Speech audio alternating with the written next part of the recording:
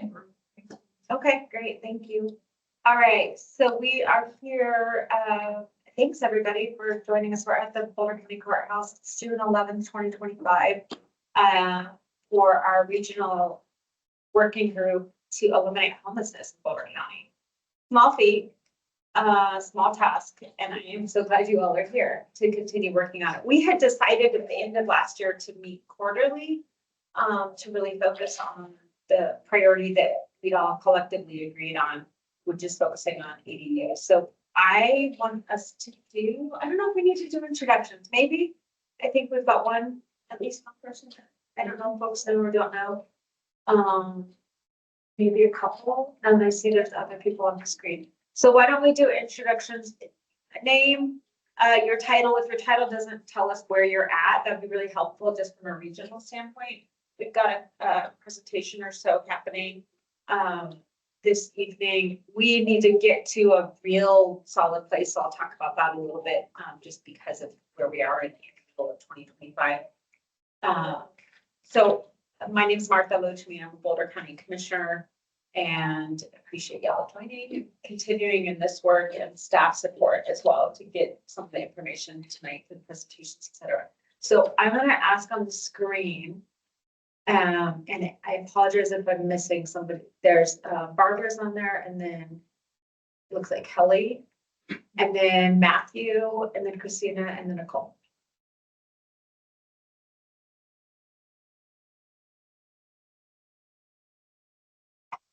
I'll go ahead and go. I'm Christina Pacheco. I'm the Human Services Director for the City of Longmont. Thank you. Hi, I'm Nicole Sampson. I am with the Lafayette City Council. Thank you. And hi, everybody. I'm Kelly Keefe. I'm the Housing Choice Voucher Program Manager for Boulder County Housing Authority. Thanks for joining. Hi, everyone. Barbara Hamilton, Council Member, Louisville. Thank you.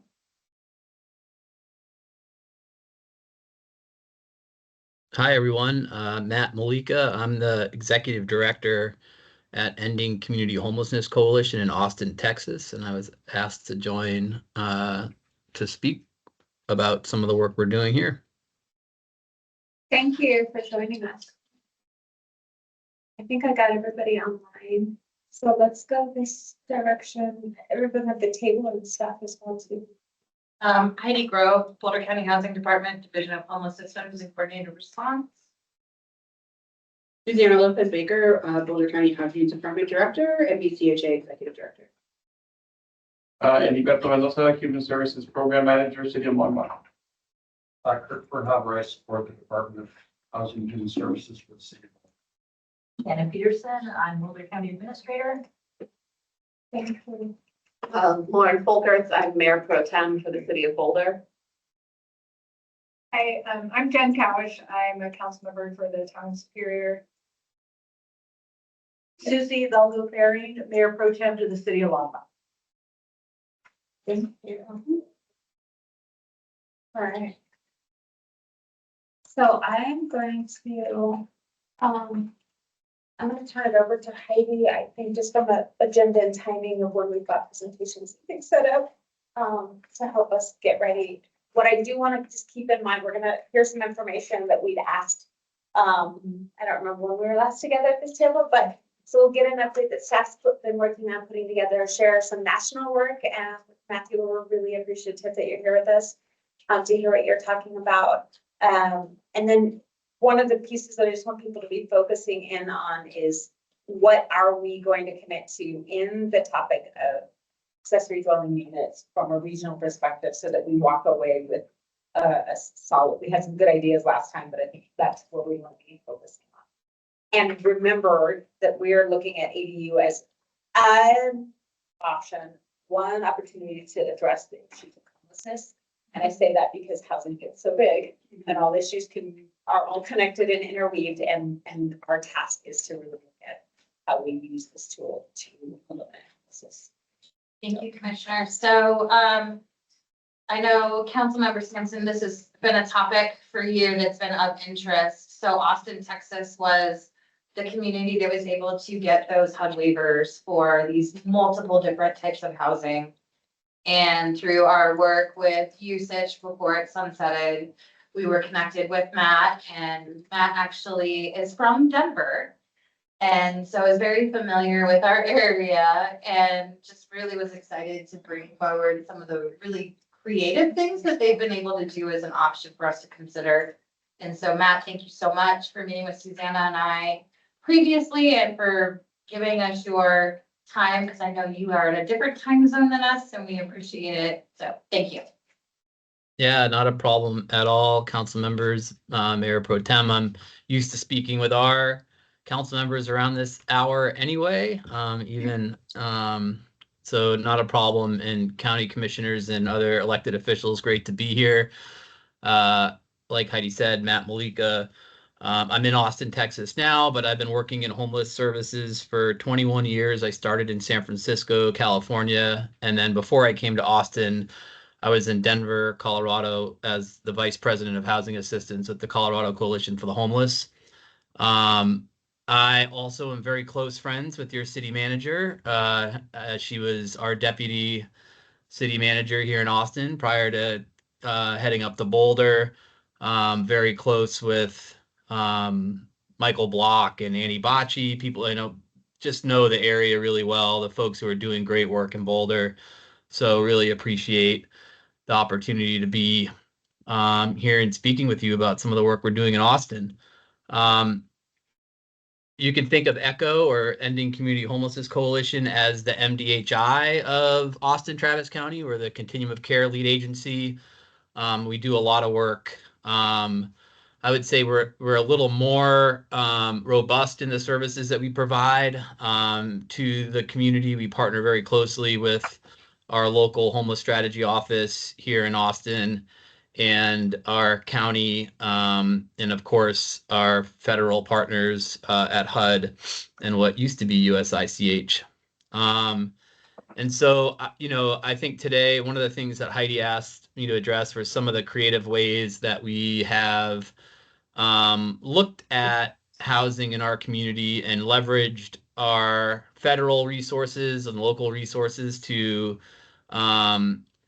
really be dynamic and not so rigid in their uses, and sort of open up what we think is possible in terms of what types of housing people are asking us for. Our perspective is that people should have housing of their choice. Homelessness, when I started in this work, wasn't something that was multi-generational. In the early 2000s, folks were living on the streets, obviously, but nowadays in 2025, we have folks who are being born into shelters, born into unsheltered homelessness. We have generations of households and family members who are experiencing episodic or chronic homelessness. And so our housing options and our flexibility around how we use our federal resources really, in our opinion and in my opinion, needs to be dynamic and change with the times. So a couple of things that we did here in Austin, early on, we signed on, our mayor at the time, his name was Steve Adler, signed on to President Biden's House America campaign. And so this was a campaign that was brought forward and a challenge really that the federal government put to local communities to identify a certain number of housing units that they would make available to people and identify a certain number of folks that they would move off the street and into housing. And so our focus when we signed on was to sort of require the federal government to be as flexible as we were going to be with our housing options. And so we have a site here in Austin called Community First Village. It's a large, right now it's about a 400 unit site. It's a tiny home village. And then also they're expanding through American Rescue Plan Act funding to add about 1,500 more units. And so this was a task for us to be able to say, the mission of Community First Village is to house chronically homeless single adults. And our idea at the time was that if we were use some of these units to meet our House America goals. And in order to do that, we had to ask for some waivers from HUD around a couple different components of our system. So we had to, and I don't know if I'm going to give some information, but folks in the room might already know this. So if you do, you can tell me to skip it. But HUD has several different departments. They have the Public Indian Housing Department, which is responsible for the administration of housing vouchers. And so what you would typically think of Section 8 housing or coordination with the public housing authorities in your community. And then they have the Department of Community Planning and Development. And under that department falls the what's called the SNAPS office, or the Special Needs and Assistance Programs office. And that department is responsible for the continuum of care funding that comes into the community. And that money is used, instead of using housing vouchers, which run through the housing authority, they use rental assistance dollars, which are generally used in the private market, but can also be used in, on sites that nonprofits have, where they build permanent housing for folks. Any questions about those two? We're on the same page about that. I can't really see the room well. We good? Heidi, give me the thumbs up. Yeah. All right. So when we requested the waivers from HUD to be able to use them in these tiny homes, some of the tiny homes had bathrooms inside them, and some of them had exterior bathrooms that were shared, and some of them had kitchens, and they all had shared kitchens, like large shared kitchens that were outside of the housing units. And so if you could think about it as like a pod that had a bunch of different bathroom stalls, and then separately a large kitchen area where people could come and cook, and then outside, like in a sort of a ring around the pod, would be different tiny homes that would access those larger kitchen and bathroom areas. And we had to ask HUD for a waiver to be able to use their housing choice vouchers and their emergency housing vouchers, or EHVs, and their Section 811 vouchers, which is for non-elderly disabled folks, in order to use them at the site where the bathrooms were not in the housing units. And this is similar to what's called single room occupancy housing, or SRO housing. This housing exists in San Francisco, in the Tenderloin, which is an area that I worked for a long time early in my career, in a lot of the hotels downtown. And so HUD was used to getting those types of requests, but never thought to apply that to a tiny home situation. And so they had applied those funding options to typical SROs, where the units are stacked on top of each other, and there's the single point of entry at the bottom and there's elevators and other things that get you around. And so this was a new thing for HUD, and we went through a waiver request and got a favorable response from the Public Indian Housing Department. And I provided that information to Heidi, and I'm happy to share it more broadly, or Heidi can send it around, where they said, yeah, we based on the fact that you have limited housing stock in your area, that was one of the factors that they considered. And based on the fact that this housing is built specifically for chronically homeless single adults, and that they pass, otherwise would pass HQS inspection, except for the fact that the bathrooms are not inside the units or inside the property. They granted the waiver for us to be able to use the housing vouchers at the site.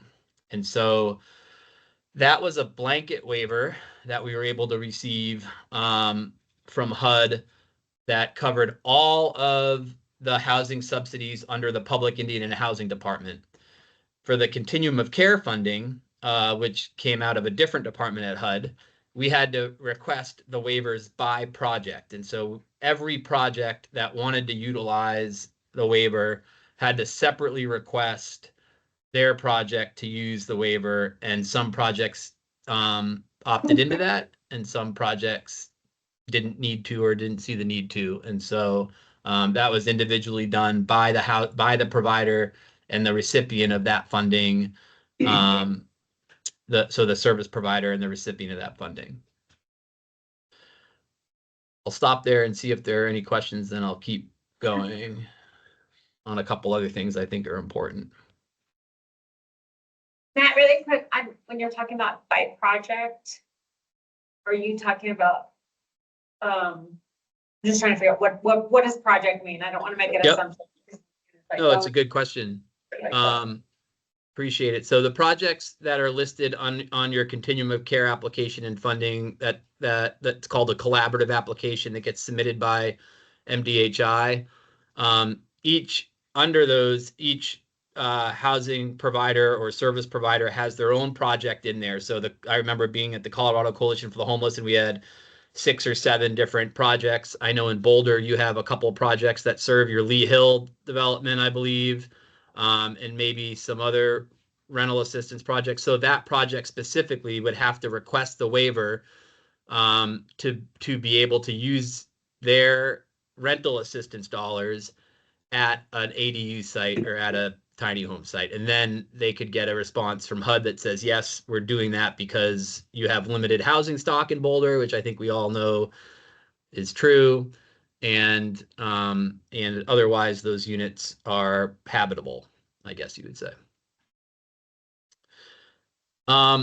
The other waiver that we worked on that I think is important also, and I know you're focusing on ADUs right now, but one thing and that Heidi and I talked about, and I hadn't been able to send the waiver over, but I have it here now. I can drop it in the Teams chat, or you can send it to you separately, Heidi. We really wanted to focus on the idea of shared housing. We think shared housing is a really important component to addressing homelessness. And one of the things we worked with the Los Angeles Homeless Service Administration, or LAHSA, on was getting a blanket waiver to be able to lease out bedrooms in houses, single bedrooms per voucher holder. And so, or in large apartment buildings. So what that looks like is having, you have a 4-bedroom house, you, instead of housing like a family in there, which is great use of the funds also. If you have more single adults and need to house them, you can rent out each bedroom separately using a housing voucher and a lease agreement on each singular bedroom. And so that was something that HUD didn't allow previously. You can also use, based on the waiver, you can rent out 1 unit in an apartment that's otherwise unassisted. So if there's an open 1-bedroom and a 4-bedroom and the 3 other units are occupied by students at CU, and then there's 1 unit that is available, you can house somebody using a housing voucher in that 1 available unit as well. And so there's a drop the file in the chat here. This is a waiver that was actually done and HUD approved.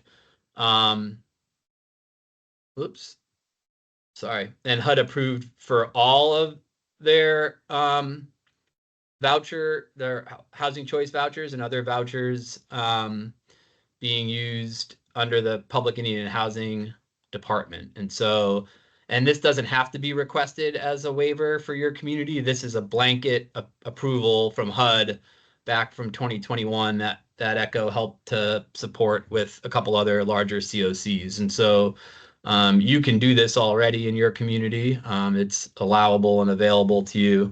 And we found it to be really powerful here when we get folks, especially when we're looking at encampment resolutions. When we have folks that want to live together, that have been living together on the street for a period of time. We found it to be popular, and especially amongst certain cultural populations like our Native American population and others. And so I think it's a tool that has been really beneficial when we're looking to move folks from encampments into housing. Thank you. Questions from that so far?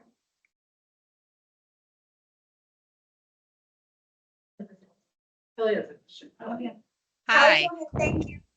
Yes. Hi, I just had a question. So I know a lot of these are currently are considered special housing types under the Housing Choice Voucher Program. It's just the housing authority has to opt into using them. I guess my question is, they come with special requirements as far as how you calculate the payment standard and how much you can pay, which is usually what prevents people from being able to use them. Like I personally haven't ever dealt with a single room occupancy or co-op housing or group homes, but we struggle with the shared housing because it calculates it as such a small amount of rent assistance versus what people are usually charging to rent a room. So I was just curious, in the waiver, did you all, was that also an ask of HUD, was to have an alternative payment standard in order to utilize these? Yes, that's a great question, Kelly. So one of the things we got a local, because we had a housing market that was just like in Austin, it was just going through the roof at the time.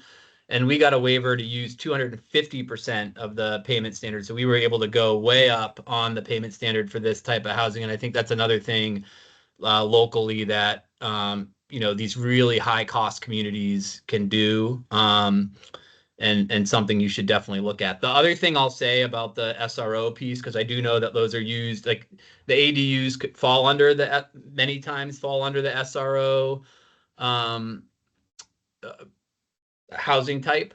I've never worked at a housing authority, so my lingo is not great. Kelly, you can help me if I'm off on that. But so the one of the things that we think is really important is if you're going to set up like an ADU site maybe, or if you're looking at creating a singular site where folks may be housed using tiny homes or ADUs or however you want to describe it. We have found that to be really successful here to create a community that because we have folks that have, especially folks that are chronically homeless, that feel really disenfranchised from like moving into the regular 1-bedroom apartment in the housing, the apartment complex. We do have that as an option for folks. I want to be clear, this isn't something we do for like everybody, but we have found a really large subset of our population that desires to live in community with other people in this housing setting. And when it was created as an option for them, we see a really high rate of people taking that option. Like a really high rate, like 80 to 90% of the folks that are offered that space take it quickly. So yes, Kelly, to the payment standard, we that's a thing we have to reapply for each year. That's not a blanket like ongoing, because when they release our FMRs annually, that they'll take a look at it again and make you go through the bureaucracy of requesting it, but it's pretty straightforward for us. Thank you. Yeah. Thank you. Councilmember Sampson? Yes, I was wondering if, when you're saying vouchers, are you talking project-based vouchers or the vouchers assigned to a person or a family or both? Yeah, great question, council member. We actually the waiver that we requested covers both of the so our tiny home sites can apply for project-based rental assistance through our housing authorities and can be awarded project-based rental assistance. And then we're also talking about the tenant-based rental assistance or housing choice voucher program as well. Okay. Great distinction. Yep. Sure, can I ask you a question? Yeah, of course, excuse me. Hi, Matt, this is Jana with Boulder County. I'm curious about the land for these tiny home communities. Land, of course, is very expensive here in Boulder County. So I'm just curious how you approached siting of these communities. Yeah, great question. So one of the things that we look at here, which I think is really important for you all to take stock in, because land is expensive, is what land the county and city own currently, or what land is owned federally. HUD has recently signed an MOU with the Department of Interior where they're looking at federal lands that are available in municipalities to support the siting of units like this or the building of housing for people exiting homelessness. We know that land is tough to come by, and we also know that that's a really can be a very NIMBY-like fight. And so the land cited in these and for this project was previously county land. Yep. Thank you. Yep. And Matt, can you just explain how much acreage we're talking about that you guys built on? Oof. Yeah, so this is that's a good question about the total acreage, but it's huge. It's let me see if I pull up really quickly. We are talking about let me see. Currently, to do about 400 folks, it's 51 acres. That's to do 300 about 400 homes. And there's a huge expansion happening where we're looking at about 130 more acres for close to 1,500 homes. Thanks, Matt. Thank you. Kurt. Yeah, I had a question about ADUs. I'm wondering why a waiver is necessary, because ADU by definition has a bathroom and a kitchen. Yeah, so it wasn't to the waiver we had, or the homes that we're talking about did not have bathrooms and kitchens inside of them. So they were essentially, ADU is not really the right way to describe the housing type. It's more of a SRO with a detached bathroom and kitchen. So you're talking about a home that essentially has no indoor plumbing. Yeah, and that I understood the project. I thought you mentioned ADUs separately to that. No, I think the ADU, I mean, I think from an ADU perspective, that's just a SRO, that's just a efficiency unit, you know. I mean, I think that's how I would describe what a ADU is. Yeah. And so that would be past an HQS inspection, I'm guessing, without much issue. You guys have had issues with traditional ADUs around counter space with HQS, right? Yeah, we did have some, we do.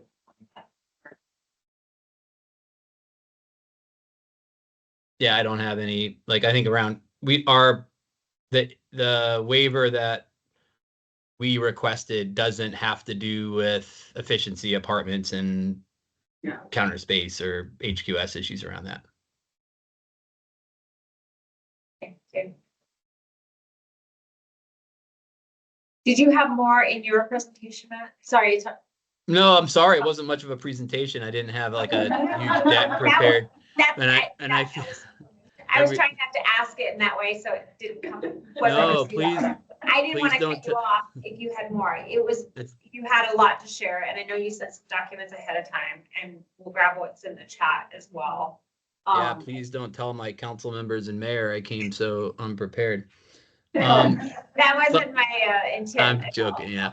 The last thing I'll say before I jump off, and so I just appreciate that there's this group convened. You know, this is great to see. You know, we have a similar group in Austin that's worked across county and city government. I will say I know that the 7-county region complicates a lot of things, and I just appreciate that this group is pulled together in the face of a federal our president's budget, which I think is worth mentioning if you haven't seen what's going to happen, the analysis of what's going to happen to many of our housing programs. It essentially guts the housing authorities. And so I'll share that analysis in the chat here. It's really important. One thing that Austin's done that you might consider is I know you have a tax out there that you've been able to leverage. Congratulations. We're going to have a tax rate election this year in Austin for homeless services and hope to have a similar result. But you might consider a local voucher program with that money, because I think the operating dollars, I know service dollars are slim too, but most of the cuts to the budget in the Trump budget that the House passed has to do with gutting our project-based rental assistance, Section 811 program, and other housing voucher programs that look like they're going to be potentially have issues. And then it also takes all of the tenant-based rental assistance, TBRA programs, and other programs out of the PHAs and gives allocations to the state. So I think it also combines the COC and ESG program. There's just a lot of administrative changes that I think warrant, you know, a lot of local municipalities to step in and figure out how to create some efficiencies in their system. So good luck. And again, I really appreciate the work you're doing in Boulder, and you have some great providers up there. Great, you know, Heidi's been wonderful to connect with, and really awesome that you're meeting together. Thank you so much. We really appreciate your time and your expertise and the energy to even help us and support us in our work. No, So, thanks so much. And Heidi, just follow up with anything that I can provide. thanks, Matt. Right. Thank you. Y'all take care. You too. I wonder if you want to just have a minute of reflection. Thoughts, if there's anybody that has any. Maybe not questions for Matt, but conversation for us at the table about the presentation specifically.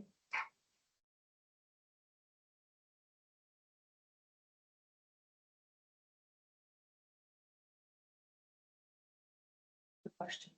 I might have missed this and I didn't want to bring it up since I was coming in late, but I'm not sure I understand what an SRO is in addition to an ADU. And it sounds like when he was talking about these bedroom units, is what it sounded like, with a separate kitchen and bathroom. Did he mention like how many kitchens and bathrooms to how many units? What's the ratio? That's written in the waiver. I don't I know. didn't see the waiver. I'll make sure that I follow up. Okay, I was looking for those. I didn't see there was 6. Yeah, there was like a Okay. specific number Okay. of bath. So he had told us that one of the biggest challenges that they had was they would have passed all of the inspections with the number of bathrooms per unit and all of these other things. But because it was an outdoor environment, they had to have a covered walkway. And so that was like the one thing that they passed, they failed on their H2S, so they had to go back and do the covered walkway in the event that there was weather challenges from each. Yeah, So are these units, I can go look online, are they have foundations, or are they? they do. Okay. I can, do Some you want me do. to share what it looks like? Yeah, that would be great. Some I do. don't know if you have a question. And just a couple of clarifications. SRO is single room occupancy, so think of a house. So if there's 4 bedrooms in a house, they're sharing the one kitchen. And then I don't know if there's a ratio on the bathrooms. That's a good question. But this got really, sorry. And I'm wondering if we can learn or ask the in-between, how they are applying this, or if they have waivers for their first building on 250 Kimbark, because it's the same situation. They have SROs with 1 bathroom. I'm wondering if we can learn from kind of what they've been doing for years and years and years. And I mean, it might, if anything, just give us more information as well. That is true. You mentioned 250 Kimbark. Is that in Longmont? Yes, 250 Kimbark Longmont. Yes, sorry about that. Yes, Another absolutely. clarification, they're considered a transitioning housing shelter, which is different than having an individual single room occupant in a lease agreement with the homeowner who's the landlord. Has that changed though, Susanna? Or no? No. I don't think 250 has changed, and I mean, they have other units where they're more traditional. Right. But I think 250 hasn't changed because of how it was always run, is more like what Susanna's talking about compared to their other sites that are more traditional. I was trying to show the scale of what we're talking about. But here's the thing that I think is interesting is it's mixed. It's like a mixed structure, like So these places that have like, the detached bathrooms, what they've done is they've cobbled like 4 or 5 of these units and split the voucher subsidy across that, and they leverage the voucher subsidy to pay for the case management supportive services. So that's in one of those spaces, but then they have traditional tiny homes that do have the bathrooms within them also on this. And then they also have modular homes too. So it's like this kind of portfolio of options. This looks so cool. There's a living room, there's a community table, there's an amphitheater. I mean, it really is a small, and did he say, is this the one that's 51 acres with 400 units? Is this the one Yes. we're looking at? And they said are they acquiring an additional 130 They are. acres right now? It's right across the street. Right across. So is this in Austin or outside of It's Austin? in Austin, Within Austin. They have that kind of acreage within Austin. because they're Texas. Right. Key point. Key point. And I'm like, where does Boulder County have? You wouldn't want to live there, but I got him. My family does. Space? That's insane. Because I don't, Lions is not 50 acres. Like weird. So so this is a really important question. It's like, you know, does Boulder County have 51 acres available? I mean, do we have city owned or county owned land? Because what I'm realizing in Lions, for example, is that we can only consider land that we already own. That's about it. That's our only option. We can't consider any other, like, we just don't have any money to buy land. So we have very little land available. So I'm so curious now as to the pockets of Boulder County. Like, I'm like, where are the pockets? Where's the 51 or 100? Because I'm thinking this is good to know. 400 micro homes on 51 acres, another 1,500 on 130. And do we know how many homes we would need in Boulder County? Do we have that data? Do we know what's needed? Do we know if it's 1,000 or 1,500 or 500 or like, what's the average number? Do we know? We would have to pull our data trends year by year, and things are fluctuating. That's what I'm saying. And the number grows and declines. It Sure. can be very hard to know. And people have to want to move into it too, right? So that's the other piece. Well, I'd be so curious, you know, I haven't seen this project in Longmont yet. Are you from Longmont? Yeah. Sorry, I'm looking at you because I feel like you're from No, Longmont. so I just keep coming back to our Zinnia, so those units, what we're doing. Right. And there's a piece to it as well, that supportive services. And I know public safety has come out a lot. We've had a lot of engagement with our core team as well, and just, keeping people in compliance of what's expected. And we've had some issues with that. And I'm just trying to visualize what that would look like for Boulder County. And do we have the money and the resources for that supportive? I think the closest thing that we got in Longmont to this isn't Zinnia. Zinnia is a more traditional. Yeah, it is. It's DCP, and those do have bathrooms. Those are more like modular. They're like ADUs. And they BCP is the Veterans Village. Yeah. And what's the address for that? That's not Kimber. That's all I know. No, that's not.